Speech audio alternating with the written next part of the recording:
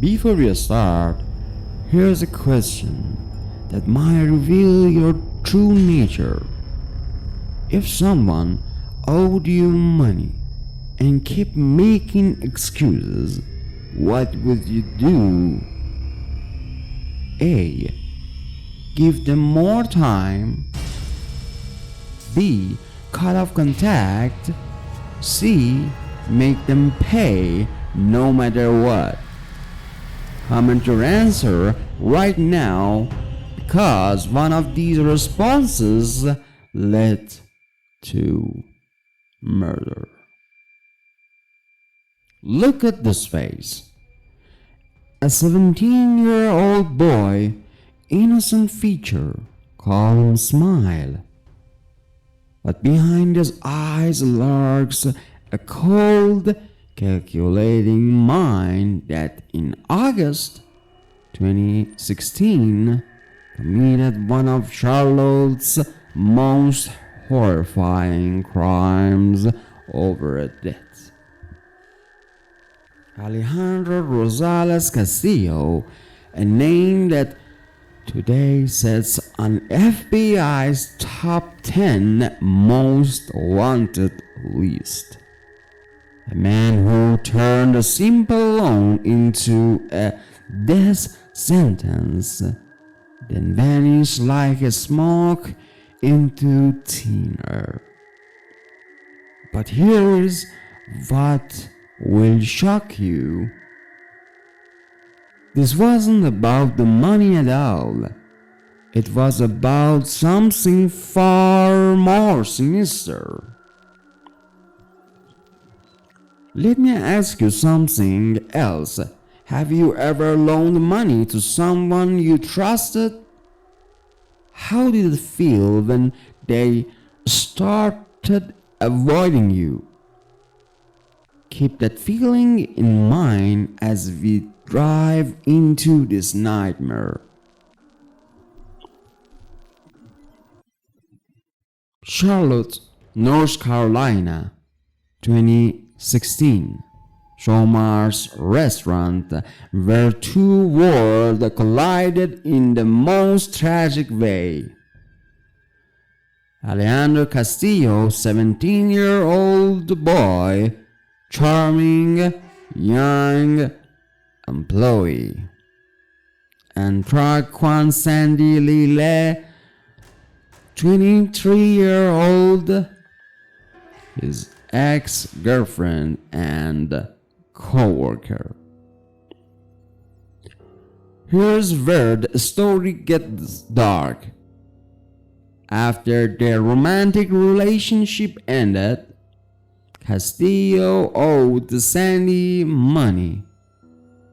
We don't know the exact amount, but what we do know is that Sandy had trusted him enough to lend him cash, probably thinking that their past relationship meant something.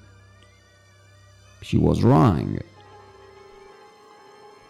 But wait, there is something even more disturbing about how this debt was created that the FBI discovered later. If we examine this from a neurological and hormonal perspective of brain behavior, picture this.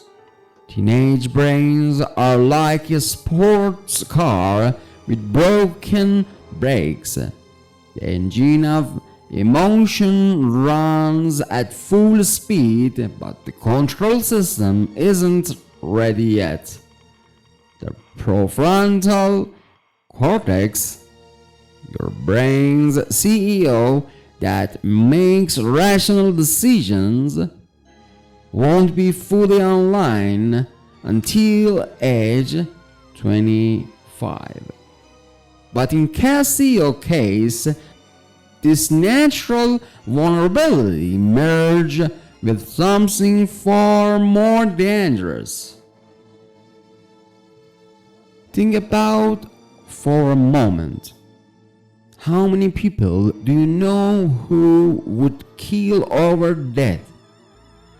Now, what if I told you that according to FBI psychological profiles, the money was never the real issue? Castillo exhibited what psychologists call economic narcissism.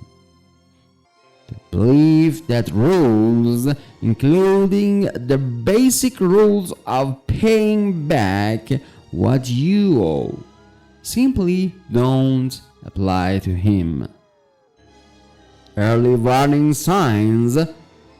According to FBI documents, Castillo showed manipulative behavior from the start. The debt wasn't just money. It was a symbol of power and control. When Sandy kept asking for her money back, it wasn't about financial responsibility to him. It was about challenge to his authority. A narcissistic like Castillo cannot tolerate being challenged. Here is the terrifying part that will make your blood run cold. FBI profilers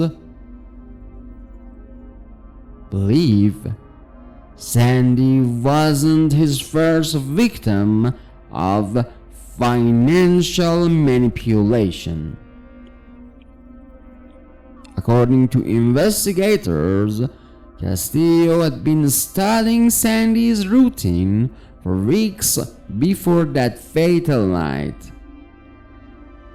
Her work schedule, her banking habits, even favored ATM locations. This wasn't a crime of passion. This was calculated financial predation. Behavior red flags the FBI identified. Number 1. Debt as control. He borrowed money knowing he would never pay it back. Number 2. Emotional manipulation.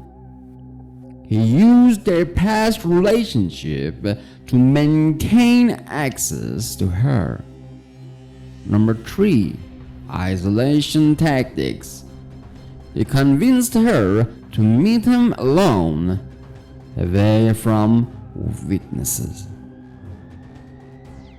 Number 4. Escalation pattern. Each interaction became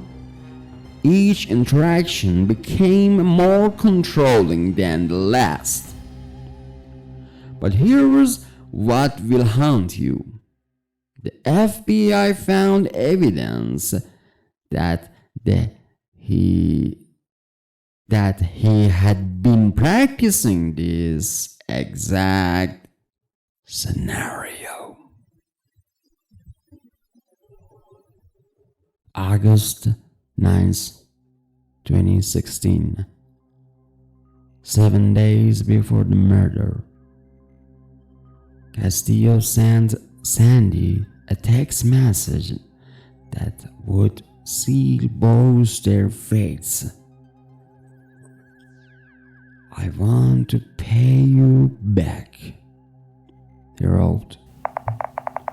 After months of excuses and avoidance, he claimed he finally had the money.